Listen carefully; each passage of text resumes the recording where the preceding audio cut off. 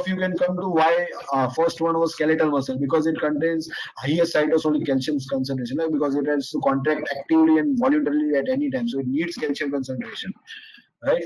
So muscle X has to be skeletal muscle, right? So muscle X. So there are only two options possible, either option A or option C. Rest all of muscle X is cardiac muscle and smooth muscle and stuff like this. So that can't be the answer.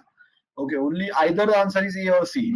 Now, to differentiate between muscle Y and Z, we did another experiment where we, something fluorescein, we introduced fluorescein dye to tighten antibodies. And basically, we are seeing in which muscle titin is present. So titin, what is titin? We need to understand what is titin. Okay, no, this is for kilometers. Oops, I don't. Okay, here it is. So titin. See, this is the microstructure. This is your thick band, this thin band. Okay, M line and stuff like this. Z disc. This you all know what's a sarcomere, right? But in sarcomere, there is a titin molecule. It's basically a thread that doesn't allow. Have you ever imagined there is a thick band? Then there is there is a thin band, and here there is a thick band. So have you ever imagined that during contraction, why doesn't it, just rip off? Everything just detaches. Because there is a rope-like thing, which connects everything, which is known as titin. So what is the function of titin?